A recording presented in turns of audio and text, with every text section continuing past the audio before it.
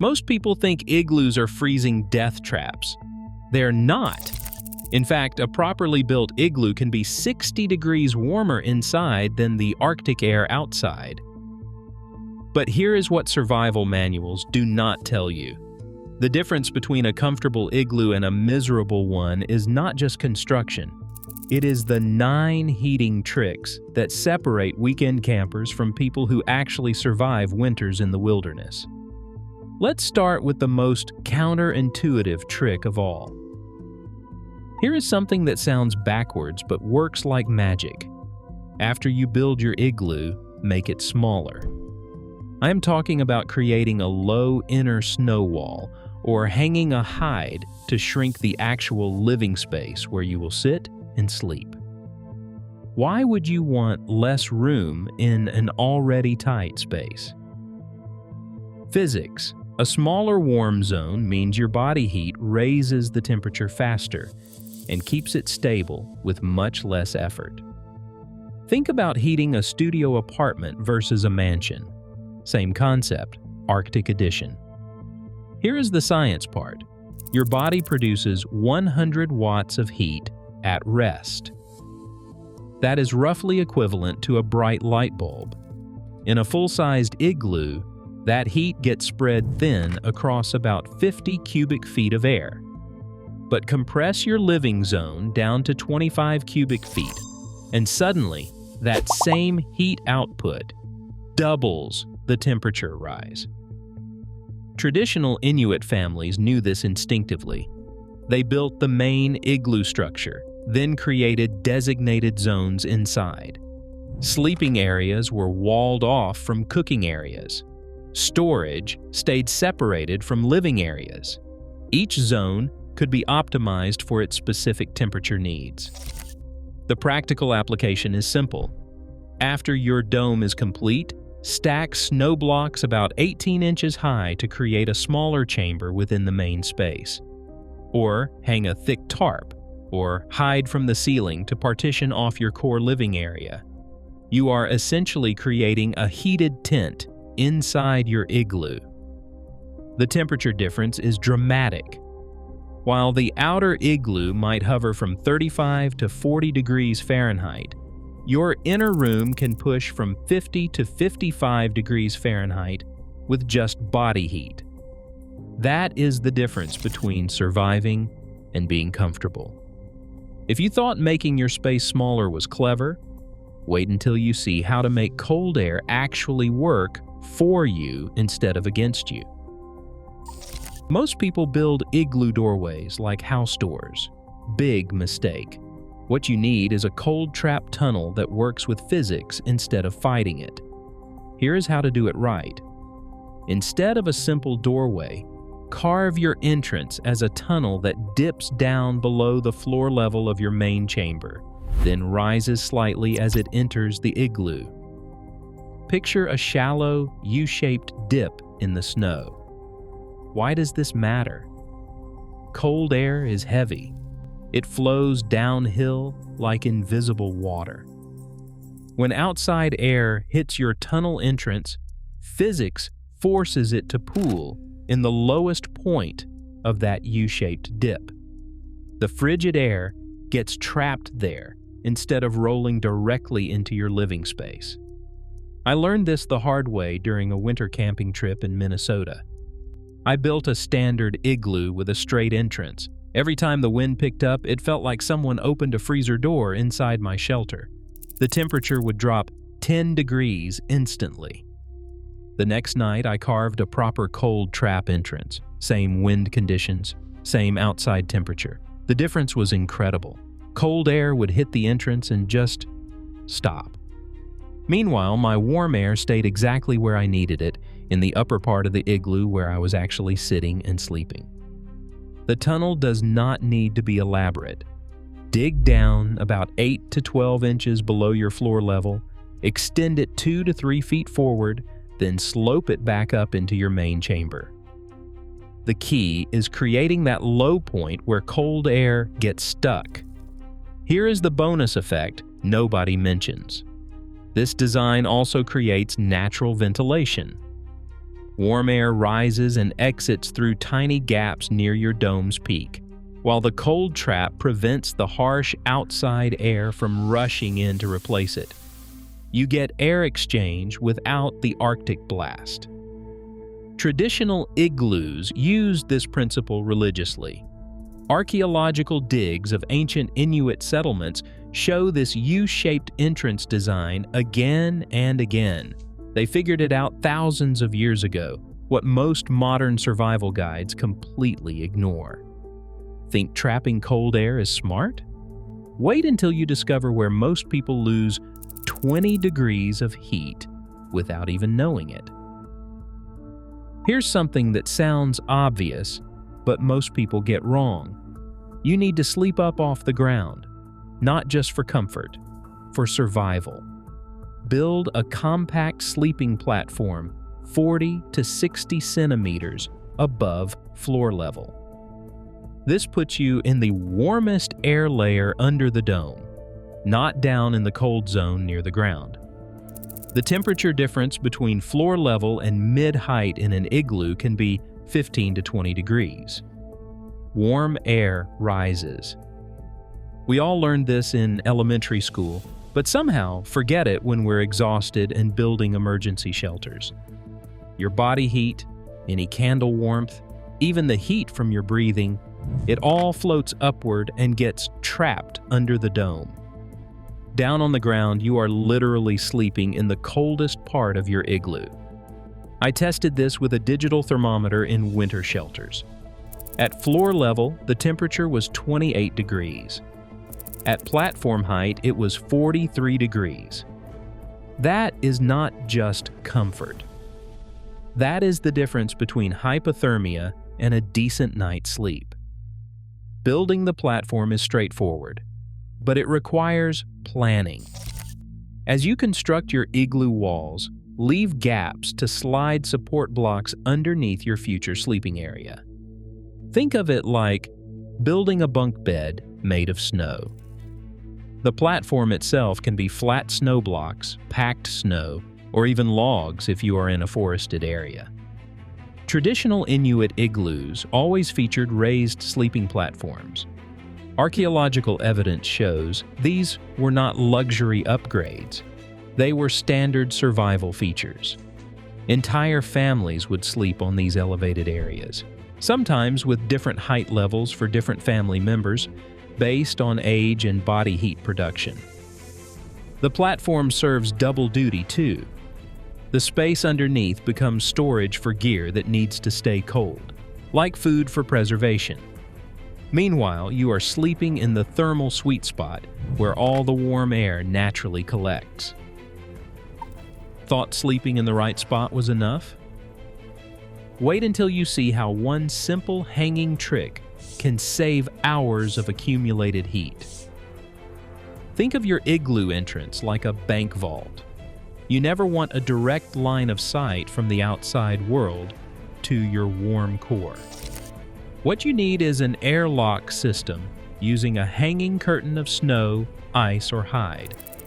Position this door just inside your entrance tunnel. It can be a thick slab of snow propped at an angle, a chunk of clear ice hanging from the ceiling, or animal hide if you have it. The key is blocking that direct path while still allowing people to squeeze past. Every time someone crawls in or out of a regular igloo, warm air rushes toward the entrance like water through a drain. You lose minutes of accumulated heat in seconds. But with an airlock curtain, your warm air hits this barrier and stays trapped in the main chamber. The physics are simple but effective. When someone enters, they push past the curtain into a small transitional space. The curtain falls back into place behind them, sealing off the main chamber. Then they can take time to remove wet gear, shake off snow, and adjust to the temperature before entering your living space. I learned this from an Inuit elder in northern Canada who showed me traditional shelter designs. He called it the wind wall and explained that it was the difference between a cold night and a warm one. His grandfather had taught him that any shelter without an airlock was not really a shelter at all. The material matters less than the concept. I have used everything from packed snow slabs to military ponchos. Even a thick sleeping bag hung vertically works perfectly. The goal is breaking up that airflow while maintaining access. Here is the maintenance tip most people miss. The curtain itself will collect frost and ice from the temperature difference. Check it regularly and brush off buildup, or it becomes too heavy and stops sealing properly. If you thought body heat was your only heating option, wait until you discover this ancient thermal battery trick. This is where bushcraft meets ancient technology. Warm rocks become your secret heating system, radiating warmth for hours without flames, smoke, or melting your walls. Here's how it works. Find fist-sized stones and warm them gently near a fire outside your igloo. Not red hot, that is dangerous. Just warm to the touch, maybe 120 to 130 degrees. Then bring them inside and bury them under a thin layer of snow, or place them under your sleeping platform. The rocks act like thermal batteries, slowly releasing heat upward over the next 6 to 8 hours. Unlike a candle or oil lamp that creates hot spots and melting risks, heated stones provide gentle, consistent warmth that will not destabilize your igloo structure. I discovered this technique during a survival course in Alaska. Our instructor mentioned that indigenous peoples across the Arctic used heated stones for winter shelters. It seemed too simple to work, but after a night sleeping above buried warm rocks, I was convinced. My sleeping bag felt like it had built-in heating. The key is temperature control. Stones that are too hot will melt surrounding snow and create slush problems. Stones that are too cool will not provide enough heat benefit. You want them warm enough that you can hold them for 10 to 15 seconds before they become uncomfortable. Placement strategy matters too. Bury them about 6 inches under your sleeping area so the heat radiates upward through the snow layer. The snow acts as insulation, slowing the heat release and preventing hot spots. You get steady warmth instead of brief, intense heat. Safety note: always test stones before bringing them inside. Some types of rock can explode when heated due to trapped moisture. Use river rocks or stones that have been dry for extended periods. And maintain good ventilation. You do not want carbon monoxide buildup from any heating method. Traditional Sami reindeer herders used this technique in temporary shelters across Scandinavia. They would heat stones during evening fires, then use them for overnight warmth in snow shelters that could not accommodate open flames. Think warm rocks are impressive? Wait until you see how to double your candle's heat output using nothing but ice. Here is a trick that doubles the effectiveness of any small flame inside your igloo. Create a reflector using clear ice to bounce both light and radiant heat back into your living space instead of losing it into the walls. Find or create a block of clear ice about the size of a dinner plate. Smooth and slightly polish the surface using body heat from your hands or breath fog. Position this ice block directly behind your candle or oil lamp so it acts as a crude mirror. The science is beautiful. Instead of your flame's heat radiating in all directions and getting absorbed by snow walls, the ice reflector catches roughly half that thermal energy and bounces it back toward you.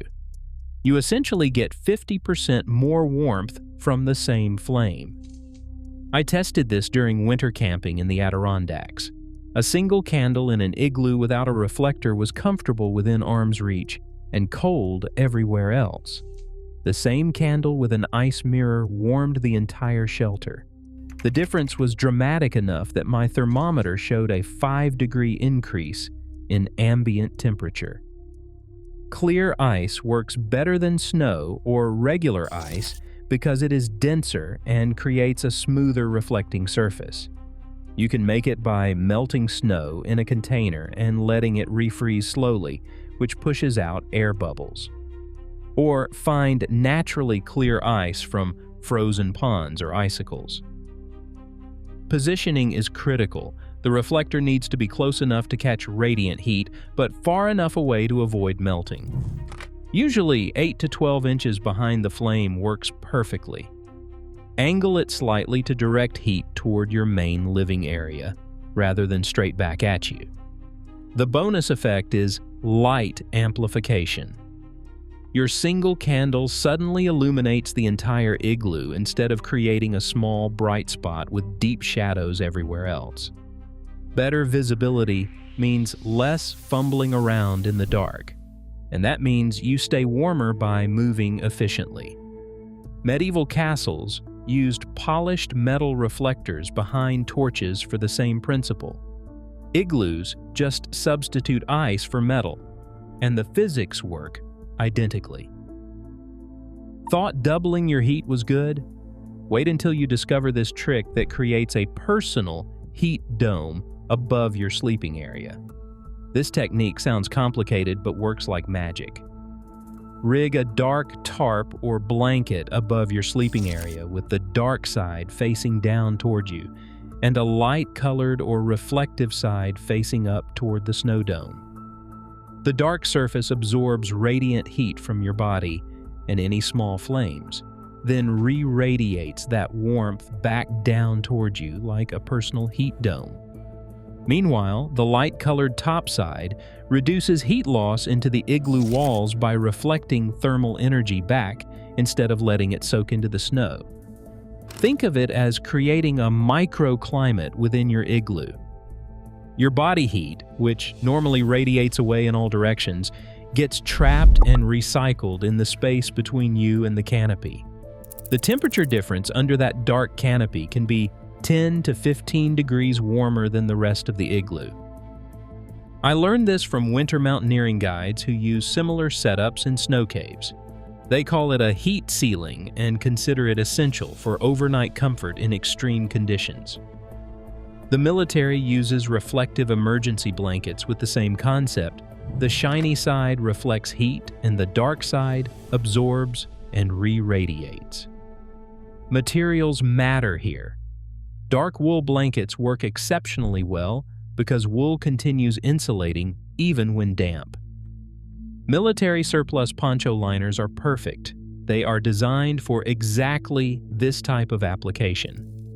Even a dark sleeping bag opened flat can serve as an effective heat canopy. The setup requires some ingenuity. You need anchor points in your igloo ceiling to hang the canopy. I use trekking poles, ski poles, or even sturdy sticks wedged between walls. The canopy should hang 18 to 24 inches above your sleeping area, close enough to trap heat, but far enough to avoid feeling claustrophobic. Maintenance is simple but important. The canopy will collect condensation from warm air hitting its cold top surface. This actually helps with humidity control. The fabric absorbs excess moisture instead of it freezing on your igloo walls. Check periodically and wring out accumulated water. Traditional Bedouin tents used this same principle in reverse. Light-colored outer layers reflect desert heat, and dark inner layers create cooler microclimates. Igloos just flip the concept for cold weather survival. If you thought a heat ceiling was clever, wait until you see how animal hides solve the moisture problem that destroys most igloos. Most people think animal hides are just for comfort, like Arctic carpet. Wrong. They are actually sophisticated vapor barriers that solve the biggest problem nobody talks about: balancing warmth retention with moisture control. Line your main living area with animal hides or thick mats. They create a barrier between your warm, moist interior air and the snow walls. This keeps more warmth near your body while protecting the igloo structure from direct radiant heat that could cause melting. Here's the engineering part. Your breath, body heat, and any cooking create warm, humid air. Without hides, this moisture hits cold snow walls and instantly freezes, creating ice buildup that weakens your igloo structure. The hides absorb that excess humidity and release it slowly to the snow, maintaining structural integrity. But the warmth benefit is even more important. Hides act like thermal blankets covering your floor and lower walls.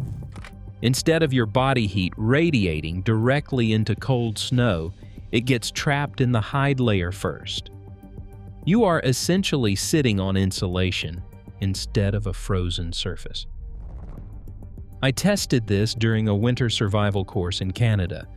On the first night, no hides were used, just sleeping directly on snow platforms. I was constantly cold from below, and I could feel my body heat getting sucked away through the floor. On the second night, a caribou hide covered the entire floor area. It was a completely different experience. The hide held my body heat and created a warm zone that lasted all night. The type of hide matters.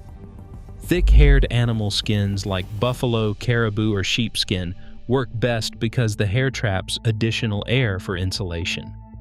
But even canvas tarps or thick wool blankets provide significant benefits using the same principle. Placement strategy is key. Focus on areas where you will spend the most time, sleeping areas, sitting areas, and cooking zones. Do not waste materials covering storage areas or entrance tunnels where you will not benefit from the thermal properties. Traditional Inuit families considered hide floor coverings essential, not optional. Archaeological evidence shows that every permanent winter igloo had extensive hide coverings, often multiple layers in sleeping areas. They understood the physics even if they could not explain the science. Thought strategic hide placement was the ultimate trick.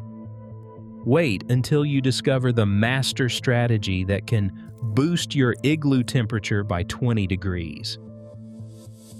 This is the master strategy that ties everything together. Instead of spreading activities randomly throughout your igloo, concentrate the most heat-producing people and tasks in the upper, central part of your dome where physics naturally gathers warm air under the peak. Put cooking, gear repair, storytelling circles, and the most active people in that prime thermal real estate under the dome's peak. Reserve the entrance side and lower areas for storage and items that do not need warmth. When multiple people and heat sources work in the same zone, the temperature can jump 15 to 20 degrees in that concentrated area. The math is simple but powerful. An igloo can be 40 to 60 degrees warmer inside than outside when enough heat sources are properly concentrated. But if you spread those same heat sources randomly, you might only gain 20 to 30 degrees because the thermal energy gets diluted across the entire space. I learned this during a winter camping trip with experienced guides in northern Minnesota. 4 of us were in a large igloo, but we initially spread out like we would in a summer tent. Cold night, mediocre warmth, the lead guide called us over and repositioned everyone in the upper center zone. Same igloo, same people, same outside temperature. Clustering our body heat in the thermal sweet spot made it feel like we had added a heater. Activity zoning requires planning, but pays huge dividends. Cooking generates both heat and moisture, so position your stove area under the dome where rising warm air naturally flows. Gear maintenance keeps people active and moving, which increases body heat production. Do gear work in the warmest zone so that extra heat gets trapped and amplified. Storage strategy matters too. Keep items that freeze easily, such as water, batteries, and food, in the warmer upper zones. Items that do not care about temperature, like tools, extra clothes, and fuel, can go in the cooler entrance areas or lower sections. Traditional Inuit family igloos showed sophisticated zoning patterns. Sleeping platforms were placed in the warmest areas, oil lamps positioned for maximum thermal efficiency, and storage areas carefully planned around temperature gradients. They turned basic physics into comfortable living spaces using nothing but snow and planning. 9 tricks that transform a basic snow dome into a survival shelter that could save your life. Master these 9 tricks, and you will never look at snow the same way again.